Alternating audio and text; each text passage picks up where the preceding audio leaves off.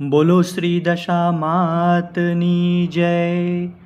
જો મિત્રો તમે અમારી ચેનલ પર નવા હો તો લાઈક અને સબસ્ક્રાઈબ કરવાનું ભૂલશો નહીં, વધુને વધુ શેર કરશો। શ્રી દશામાં વ્રત કથા। શ્રાવણ મહિનામાં અમાસના દિવસે ગામની સ્ત્રીઓએ દશામાં વ્રત લીધું હતું। વ્રતવાળી બહેનો નદીએ નાહવા જવા લાગી। નદીએ કાંઠે રાજાનો મહેલ હતો। રાણીએ આટલી બધી સ્ત્રીઓને નહાતી જોઈ દાસીને પૂછ્યું, પેલી સ્ત્રીઓ કયું વ્રત કરે છે? દાસીએ નદીએ જઈને પૂછ્યું, તમે કયું વ્રત કરો છો? એક સ્ત્રીએ કહ્યું, અમે દશામાનું વ્રત કરીએ છીએ। બીજી સ્ત્રીએ કહ્યું, 10 સૂતરના તાંતણા લેવા, તેને 10 ગાંઠો વાળવી અને દોરાને કંકુ દેવું। તે દોરો હાથે અને કળશે બાંધી દેવાનો। કળશે દોરો બાંધી દશામાના નામનો દીવો કરી સ્તુતિ કરવાની। દાસી મહેલમાં આવી અને રાણીને વાત કરી। રાત્રે રાજા આવ્યા એટલે રાણીએ કહ્યું, હું દશામાનું વ્રત કરું? રાજા કહે, તારે દુખે શા માટે વ્રત કરવું પડે? રાણી કહે, નિર્ધનને ધન મળે, પુત્ર પરિવાર વધે અને જીવનમાં શાંતિ મળે। રાજા કહે, મારે ધનની ખામી નથી, ઘોડા હાથી રાજપાટ બધું છે। રાજાના અભિમાન ભર્યા વચનોથી રાણી રિસાઈ ગઈ અને ખાધા વગર શયનખંડમાં જઈ સૂઈ ગઈ। રાજા ઉપર દશામાં કોપાયમાન થયા। રાત્રે રાજમાં ફરી વળ્યા।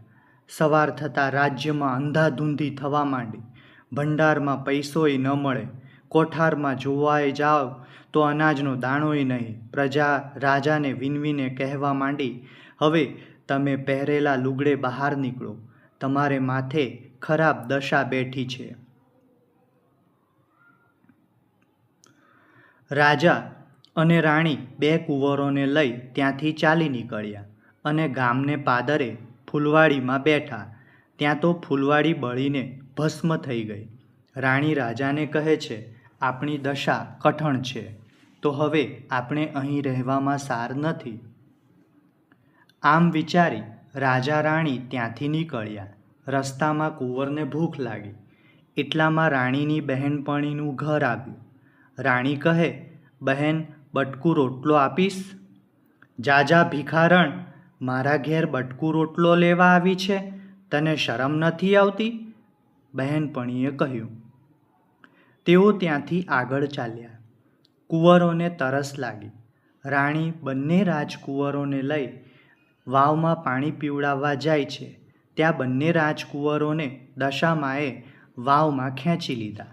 રાણી રોતી અને કલ્પાંત કરતી રાજા પાસે આવીને કહે છે, આપણા બંને દીકરા વાવમાં પડી ગયા।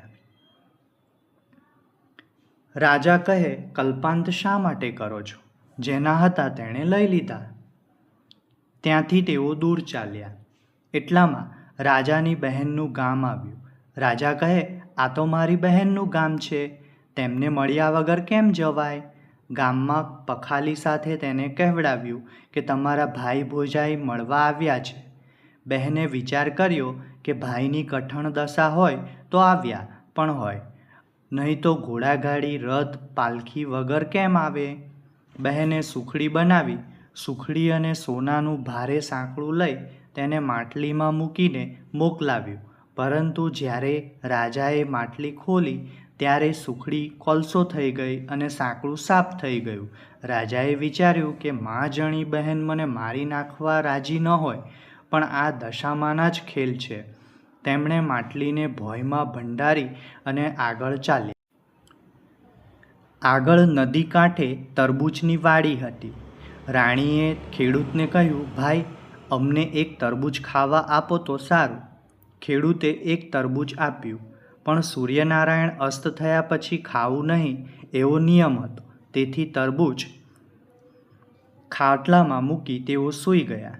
ત્યાં તો કોઈ રાજાના સૈનિકો આવ્યા। પાસેના બીજા ગામના રાજાનો કુંવર રિસાઈને ક્યાંક નાસી ગયો હતો, તેથી એ રાજાએ ચારે બાજુ સૈનિકોને શોધ કરવા મોકલ્યા હતા. હવે ખાટલામાં જે તરબૂચ હતું તે એકાએક કુંવરનું માથું થઈ ગયું. સૈનિકો શોધતા શોધતા ખાટલા સુધી આવ્યા અને તેમાં ગુમ થયેલા કુંવરનું મસ્તક જોયું. સૈનિકોએ રાજા રાણીને અપરાધી ગણી ખૂબ જ માર માર્યો. તેમને દોરડાથી બાંધી બળજબરીથી રાજાના મહેલે લઈ ગયા. પછી કુંવરનું મસ્તક જોઈ રાજાએ બંનેને હત્યારા ગણી કેદખાનાની કોટડીમાં પૂરી દીધા.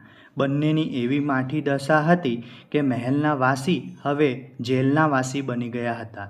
આમને આમ શ્રાવણ મહિનાનો અમાસનો પવિત્ર દિવસ આવતા રાણીના મનમાં થયું કે પોતાના પતિએ દશામાં વ્રતની અવગણના કરી હતી, તેથી માતા રૂઠ્યા છે, માટે હું આ વખતે દશામાનું વ્રત કરું. તેણે 10 દિવસ દશામાની ક્ષમા માગી. કેદખાનાનો ઉપરી ભલો અને ધર્મિષ્ઠ હતો, તેથી તેણે રાણીને ઉજવણું કરવાની સગવડ કરી આપી. વ્રતના 10 દિવસ પૂરા થતાં રાણીએ 10 મુઠ્ઠી ઘઉં મંગાવ્યા. તેને માટીમાં નાખી માટીની સાંઢણી બનાવી. પછી તેણે રાજાને પોતાના હાથે જમાડ્યા. રાજાએ પણ જમતા પહેલાં દશામાને પ્રાર્થના કરી ભૂલ બદલ ક્ષમા માંગી. રાણીએ આખો દિવસ સાંધણીને પોતાની કોટડીમાં જાળવી રાખી અને સવારના 4 વાગતા નજીક આવેલી નદીએ સાંઢણીને જળમાં પધરાવી આવી. બરાબર એ જ વખતે મહેલમાં સૂતેલા રાજાને સ્વપ્ન આવ્યું કે હે રાજા, તે જેમને કેદખાનામાં પૂર્યા છે એ બીજા રાજ્યના રાજા રાણી છે અને તેમને તારા કુંવરની હત્યા કરી નથી. તારો કુંવર તો તેના મોસાળે છે. તે હવે આજે સવારના પહોરમાં જ મહેલે પાછો ફરશે. માટે ભલા રાજા રાણીને કેદખાનામાંથી મુક્ત કરી તેમની ક્ષમા માગજે. જો તે આ મારી વાત ન માની તો જેવી રાજા રાણીની અવદશા થઈ તેવી જ દશા તારી અને તારી રાણીની થશે. સ્વપ્નમાં દશામાએ રાજાને દોરવણી આપી હતી. રાજા પછી સૂતો નહીં અને મહેલમાં બધાને સ્વપ્નની વાત કહી જણાવ્યું કે સવારે કુંવર આવી જશે. સવારના પહોરમાં રાજકુંવર ઘેર મહેલ પાછો આવ્યો. રાજાએ ખાતરી કરવા પેલું કુંવરનું માથું જોયું તો લીલું તાજું તરબૂચ હતું. સ્વપ્ન સાચું પડ્યું. પેલા રાજા રાણીને જેલમાંથી જાતે લઈ આવી ક્ષમા માગી. તેમને નવડાવી સારા વસ્ત્રો પહેરાવી જમાડ્યા બાદ રાજા રાણીને રજા આપી અને કહ્યું કે તમે મારા ગુનામાં નથી, પણ તમારા ઉપર કોઈ દેવનો કોપ ઉતર્યો હોય એમ લાગે છે. રાણી રાજાને કહે છે કે ચાલો આપણે ચાલી નીકળીએ. હવે આપણી દશા વળતી લાગે છે. ત્યાંથી તેઓ ચાલી નીકળ્યા. રાજા રાણી ત્યાંથી રથમાં બેસી બહેનના ઘર પાસે જાય છે.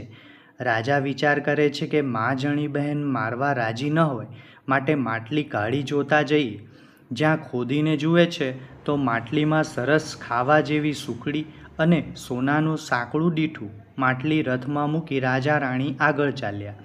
દશામાએ વિચાર્યું કે રાજાના બંને દીકરા લઈ તો લીધા, પણ હવે પાછા આપવા કેવી રીતે? તેથી તેમણે ઘરડા ડોશીનું રૂપ લીધું. છોકરાઓને આંગળીએ વળગાડીને આવ્યા અને બૂમ પાડી, ભાઈ રથ ઊભો રાખને, આ બંને રાજકુંવરો જેવા છોકરા ભૂલા પડી ગયા છે. આ ડોશીમાં દશામાં હતા. તેમણે રાજાને કહ્યું કે હે રાજા, હવે તમારી વળતી દશા થઈ છે તો તમે તમારી રાણીના વ્રત અંગે ગમે તેમ બોલ્યા હતા, અભિમાનના વચનો બોલ્યા હતા, તેથી તમારી દશા કપરી બની હતી. હવે તમને સમજાયું હશે કે કોઈ પણ દેવદેવીની અગર કોઈ વ્રતની અવગણના કરવાથી કેવી બુરી દશા થાય છે. હવેથી તમે કોઈ પણ દેવદેવીની નિંદા કરશો નહીં, કોઈ પણ વ્રતને વખોડશો નહીં. આટલું કહી ડોશી રૂપે આવેલા દશામાં અંતર્ધ્યાન થઈ ગયા. બધા રથમાં બેસી આગળ વધ્યા ને રાણીની બહેનપણીના ઘર આગળ આવ્યા. આ એ જ બહેનપણી હતી કે જેણે પ્રથમ મુલાકાત વખતે રાણીને ધૂતકારી કાઢી હતી. એ જ બહેનપણી દોડતી આવીને રાણીને ભેટી પડી અને બધાને જમીને જવા કહ્યું. રાણી બોલી, બહેન, મારે દશા કઠણ હતી ત્યારે તે કટકો રોટલોય ખાવા આપ્યો ન હતો. હવે તું મિષ્ટાન જમાડે છે, તે નકામા છે. આમ કહી રાણીએ રાજાને રથ હંકારી મૂકવા કહ્યું. ત્યાંથી નીકળી તેઓ પેલી ફૂલવાડી આગળ આવ્યા અને તેઓ વાડીમાં પેઠા. તેવી જ બળી ગયેલી વાડી લીલીછમ બની ગઈ. રાજાના આગમનની ગામમાં ખબર પડી ગઈ કે રાજા રાણી અને કુંવરો અનેક કષ્ટો વેઠીને સુખરૂપ પાછા ફર્યા છે. તેથી ગામના લોકો વાજતે ગાજતે સામા આવ્યા, તેમનું સામયું કરી મહેલ લઈ આવ્યા. દશામાની પ્રસન્નતાથી રાજાનું ગયેલું સુખ સાંપડ્યું. રાણી દશામાનું વ્રત કરતી હતી. તેને 5 વર્ષ પૂરા થયા એટલે વ્રતનું ઉજવણું રૂડું રૂપાળું કરી રૂપાની સાંઢણી જળમાં પધરાવી બ્રાહ્મણોને દક્ષિણા આપીને વ્રતની પૂર્ણાહુતિ કરી. હે દશામાં, જેવી રીતે રાજા રાણીની દશાવાળી તેવી રીતે તમારું વ્રત કરનારને અને આ વાર્તા વાંચનાર સાંભળનારની દશા વાળજો. રૂડી સંતતિ સંપત્તિ આપજો. બોલો દશા માતની જય.